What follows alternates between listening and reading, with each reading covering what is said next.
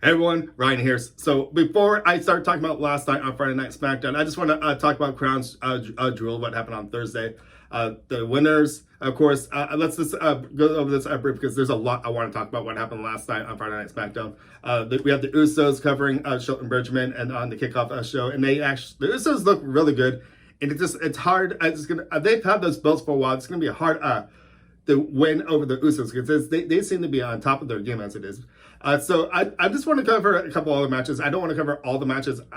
Every single match for Crown Jewel was awesome, but the kickoff show was a great way to start. And the way they started off in Hell in a Cell with Edge and Seth Rollins was a great match to actually have to start off the night on Crown Jewel. And there's been so much heat between Seth Rollins and Edge. And we got to remember the last time they actually faced each other, back at SummerSlam, Seth Rollins was actually got the win over the Edge with his nasty little stomp. But that was not the case this as well, too. If you saw the match, too, Seth Rollins put a chain around his foot and did a stomp on Edge, believe it or not, and a couple of kicks as well, too. But Edge still came up on his feet.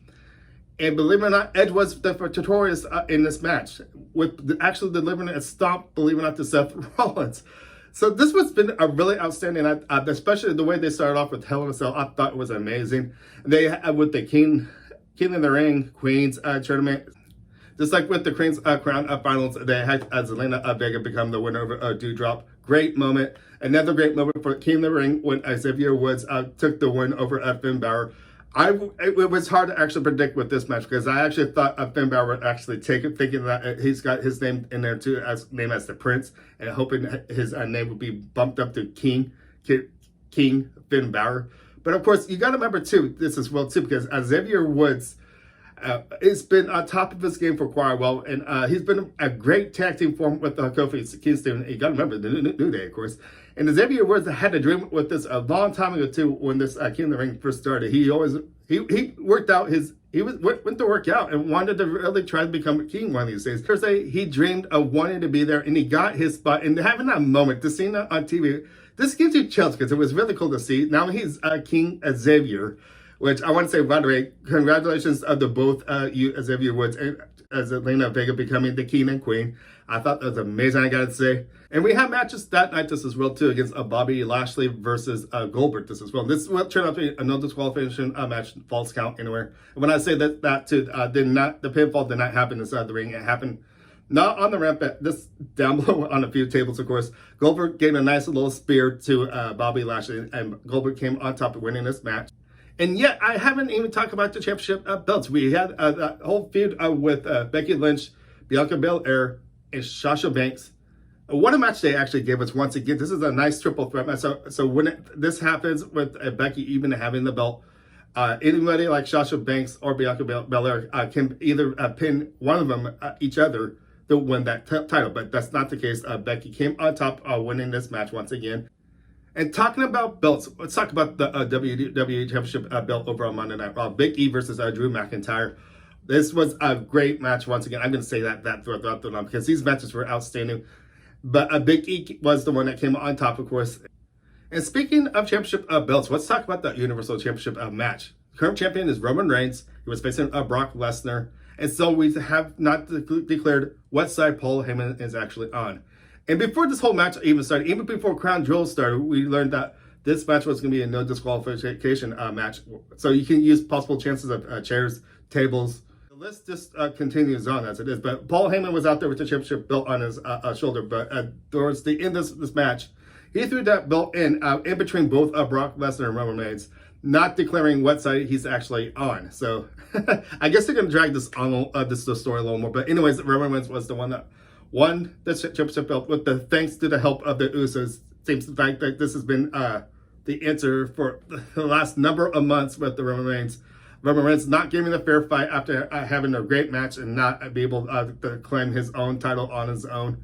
And this talking about the Universal Championship match with Roman Reigns and Brock Lesnar on Friday Night Smackdown, we found the aftermath and how upset Brock Lesnar was. He even wrote out a tweet that the Roman Reigns in University. He was coming for Roman Reigns, and he's going to bring his frustration out over on Friday Night Smackdown. He didn't actually say it that way, but that's what those words actually kind of meant anyways.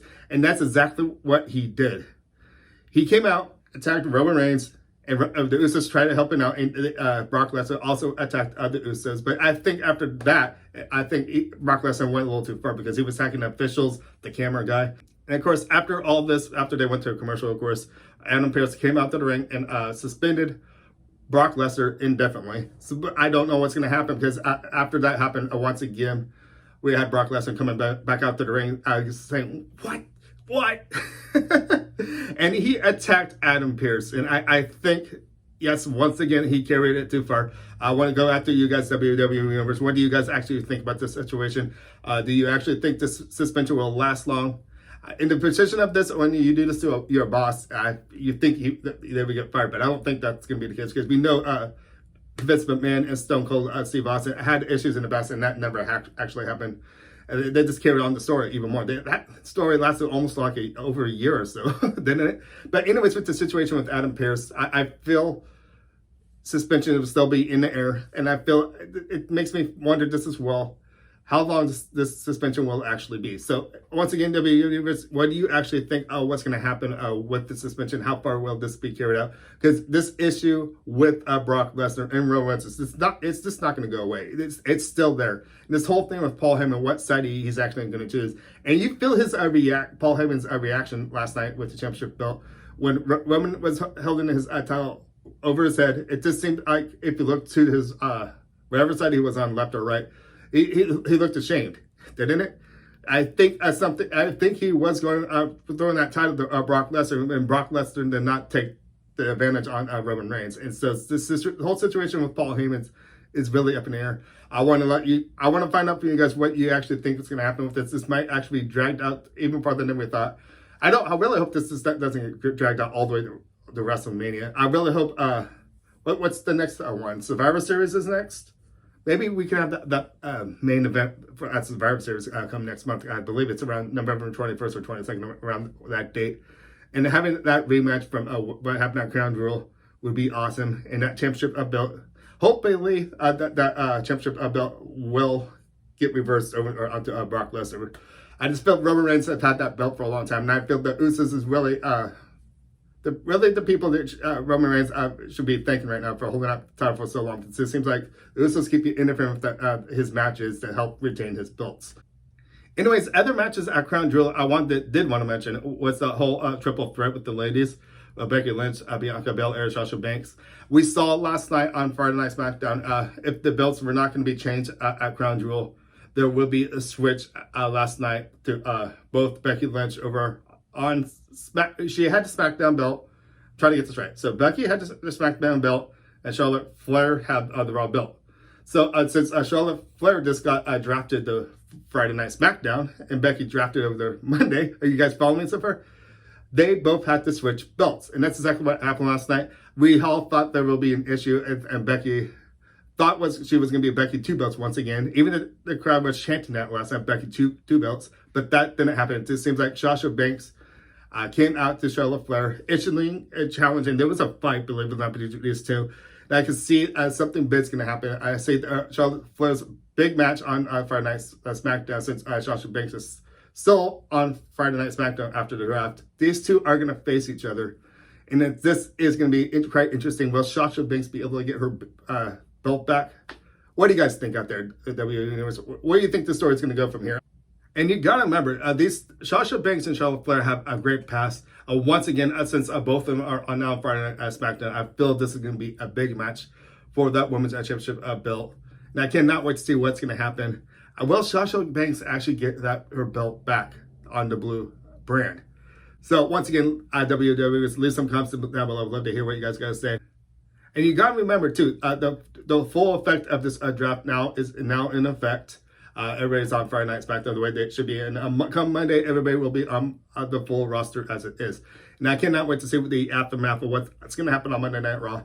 Zelina Vega will probably get her coronation. This is World 2 being the queen. And the many other aftermaths of the event of Crown Jewel, what will happen on Monday Night Raw. I can't wait to see what's going to happen. Anyways, I'm going to start wrapping things up saying my name is Ryan. Thank you for watching. Make sure to give me a thumbs up, subscribe, and I'll see you guys next time for more wrestling talk. I'll see you guys later. Bye.